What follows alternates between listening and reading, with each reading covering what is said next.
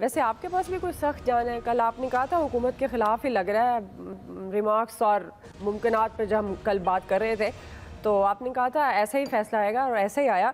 तो अब असल सवाल तो ये है कि अमल दरामद किस तरह किया जाएगा और हुकूमत के पास सियासी और आइनी ऑप्शंस क्या हैं इस फैसले को मद्देनज़र रखते हुए? देखिए, मेरे पास कोई सख्त जान नहीं है, मैं ख़ुद बहुत कमज़ोर जान हूँ। आप बिला वजह मुझे फंसा ना दीजिएगा। ये सख्त जान जिनके पास हैं आपको पता ही है, उनके पास हैं। ज़ाहिर है कल रिमार्क से लग रहा था और जिस तरह से मैंने आपसे कहा भी था कि वो फ़ैसला महफूज जितनी जल्दी मैं एक्सपेक्ट नहीं कर रहा था कि कल की तारीख़ में ये महफूज हो जाएगा। और नॉर्मली हम देखते हैं कि फ़ैसला टाइम कुछ दिया होता है, बहुत कई घंटे गुजर जाते हैं, फ़ैसला नहीं आता, लेकिन उसमें भी ज़्यादा ताख़ीर नहीं हुई है। उस हवाले से ज़ाहिर एक सेक्रेटरी डिफेंस की गालिबन रिपोर्ट का इंतज़ार था, बस इससे ज़्यादा कुछ नहीं था। हो गया फ़ैसला। देखिए, गवर्नमेंट के पास ऑप्शंस ज़ाहिर है वो आज कह देना कि जी हम नहीं मानते इसको, कैबिनेट की तरफ से मुस्तरद कर देना, पार्लियामेंट की तरफ से वो करारदादें ले आना, उससे फ़र्क नहीं पड़ता। सुप्रीम कोर्ट इस हवाले से सुप्रीम है क्योंकि फ़ैसला तो ज़ाहिर है उसका माना जाएगा। हाँ, गवर्नमेंट चूँकि हठधर्मी पे उतरी हुई है, गवर्नमेंट कहती है कि जी हमने नहीं करना। मरीम नवाज़ साहबा गालिबन वो चाचू को चाह रही हैं कि कहीं कोई ऐसा हो जाए चाचू के साथ मामला कि उनको नाअहल ही कर दे सुप्रीम कोर्ट और फिर कोई बयानिया बनाने में शायद मदद मिल जाए। तो बदनीयती तो पहले दिन से है गवर्नमेंट की। देखिए, आपके पास बहुत टाइम था जब दोनों हुकूमतें ख़त्म कर दी गई थी, उसके बाद वो बेहतरीन टाइम था कि आप निगोशिएट कर लेते, बैठ के कोई एक डेट तय कर लेते। मतलब उस वक्त ये भी पॉसिबल था कि अक्टूबर की बजाय कोई अगस्त सितंबर तक की बात आ जाती, लेकिन ये कि फेस सेविंग पीटीआई को भी मिल जाती, गवर्नमेंट को भी मिल जाती और आराम से एक ही वक्त में पूरे मुल्क में इलेक्शंस हो जाते।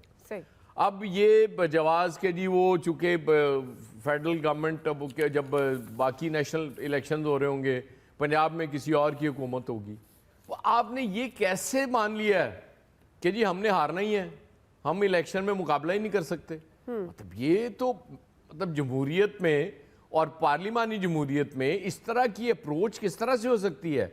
और फिर आप 13-14 जमातें मिलके इस तरह की अप्रोच बना रही हैं, वो एक जमात है आपके मुकाबले में और इसके बावजूद आप लोग कितने डरे हुए हैं, मेरी समझ से बाहर है।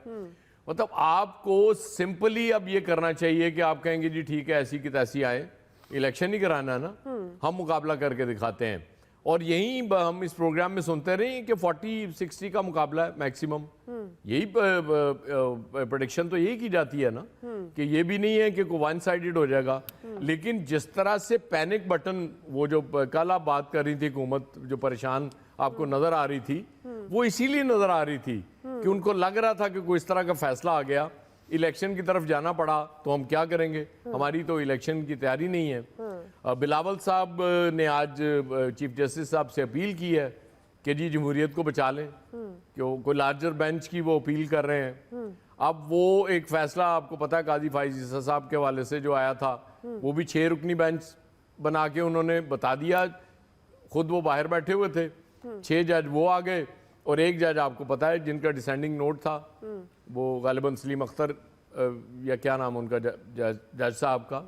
तो बज़ाहिर तो इस वक्त 8 एक तरफ नज़र आ रहे हैं और 7 अगर दूसरी तरफ है तो फिर भी चीफ जस्टिस का आपको पलड़ा भारी नज़र आ रहा है। सब वैसे जो ऐवान में आवाज़ उठाने, पार्लियामेंट में आवाज़ उठाने का गवर्नमेंट ने कहा है, तो इससे फ़ायदा होगा क्या हुकूमत? नहीं, क्या फ़ायदा होगा इससे, मुझे ये बताएं ना। पार्लियामेंट में आवाज़ उठाने का क्या फ़ायदा होगा? इमरान खान सड़कों पर आवाज़ उठा रहे हैं, उसका क्या फ़ायदा हो रहा है?